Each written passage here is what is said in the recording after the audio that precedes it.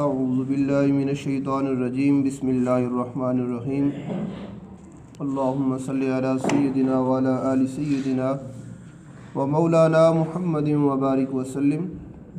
بسم اللہ الرحمن الرحیم۔ استعاذہ کا دوسرا درس ہے۔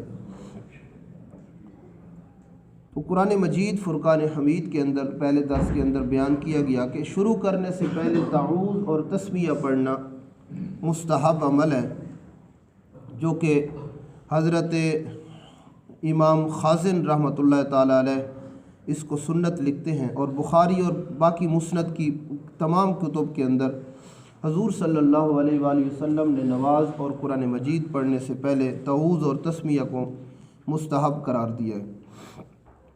تعوذ کا ترجمہ یعنی اعوذ باللہ من الشیطان الرجیم، میں پناہ مانگتا ہوں اللہ تبارک و تعالیٰ کی شیطان مردود سے۔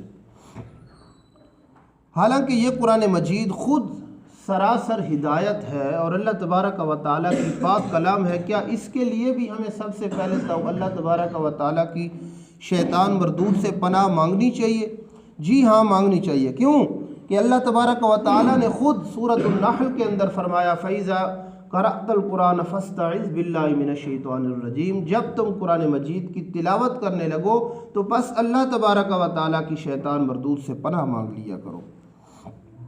اسی طرح ہم جب کوئی کام کرتے ہیں، کوئی دکان بناتے ہیں یا کوئی افتتاح کرتے ہیں کسی چیز کا بھی، تو سب سے پہلے ہم کیا کہتے ہیں کہ ہم کہتے ہیں کہ اللہ تبارک و تعالیٰ کی کلام سے آغاز کیا جائے۔ محافل کرتے ہیں تو سب سے پہلے ہم سوچتے ہیں کہ کوئی نہ کوئی قرآن مجید کی تلاوت کرنے والا ہو تاکہ ابتدا تلاوت سے ہو جائے۔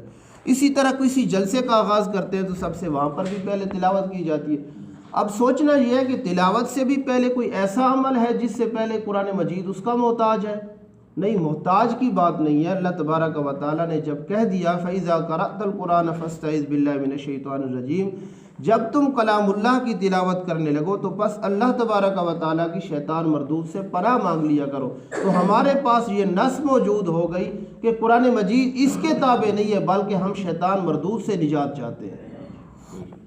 اسی طرح ہم دیکھنا یہ ہے کہ حضور صلی اللہ علیہ وآلہ وسلم نے نماز کے لیے اور قرآن مجید کے لیے کیا مختص کیا ہے فَإِذَا قَرَأْتَ الْقُرْآنَ فَاسْتَعِذْ بِاللَّهِ مِنَ الشَّيْطَانِ الرَّجِيمِ، یعنی تعوذ کو نہیں۔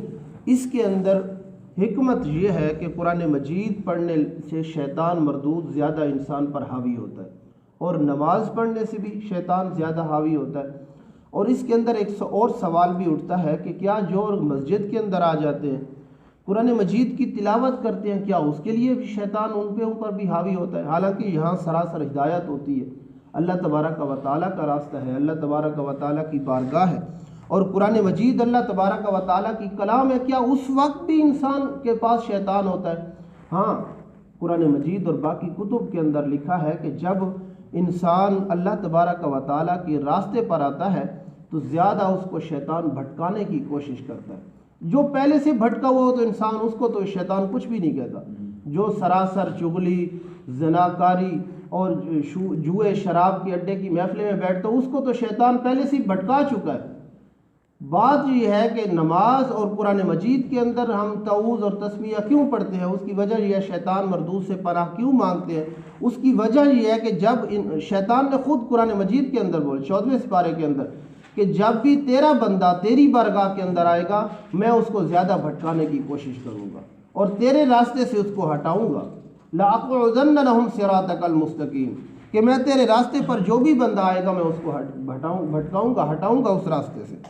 تو اللہ تبارک و تعالیٰ نے فرمایا کہ اس راستے پر شیطان زیادہ انسان کے اوپر حاوی ہوتا ہے، پس تم جب بھی قرآن مجید کی تلاوت کرنے لگو تو اللہ تبارک و تعالیٰ کی شیطان مردود سے پناہ مانگ لیا کرو۔ اللہ تبارک و تعالیٰ سے دعا ہے کہ اللہ تبارک و تعالیٰ ہم سب کو قرآن مجید کی تلاوت کرنے کی اور اس پر عمل کرنے کی توفیق عنایت فرمائے۔